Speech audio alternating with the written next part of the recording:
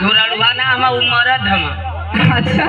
तब का जनबी का ऐसन के तो मर्दे लोग आज के जमाना में दबावेला ये लोग कल जुबा ना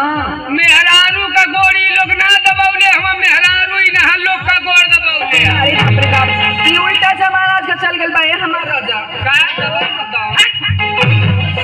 और जो नहीं त मरवा इतना मार भले यही जे पिटा जेबो तका तो तू हमार गोड़ ना दबाई बा नाही रे ना दबाई बा ना दबाई जाना तो ना तेरिया चरित्र गइयो ना जलनो आ तो से हम गोड़ दबवा लेई तो हमसे तो से देख मत तो से बियाह कैले हम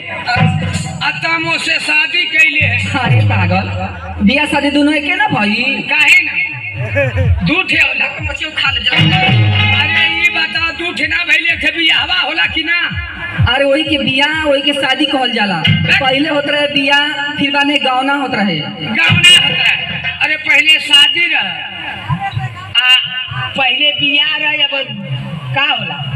शादी विवाह हाँ शादी बियाह हाँ तो बियाह में का होला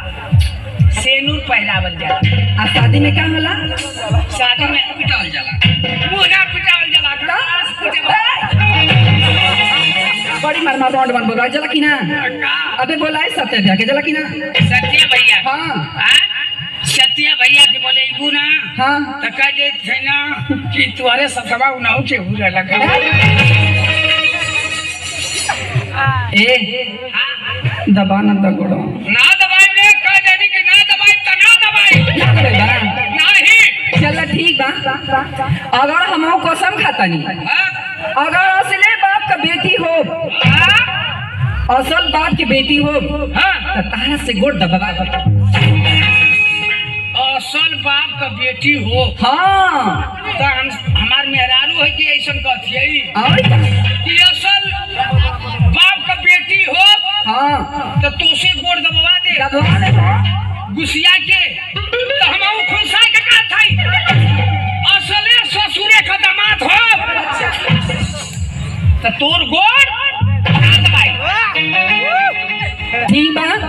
हम जात हई और जो तो हाँ अतः एक काम करी है कि लिट्टी में गोईठा लगा के लेके आई। अरे पागल लिट्टी में गोईठा ना हाँ गोईठा चूल्ही में लगा के लिट्टी सेक के लेके आई अहे हाँ आ वही पे तोरा के एगो भाई का होला बैगन होला ना हाँ ओकर चोखा बना ले और एगो हड़ुआ मरचा ले ले ठीक है ठीक बना सुना तुहार तो या तू घरे रहिया आ ऐसन की एक काम करिया कि बाल बाल लेहना गैया के खियैया आ निसुआ पर बैठ के अपन भदेली खजुआइया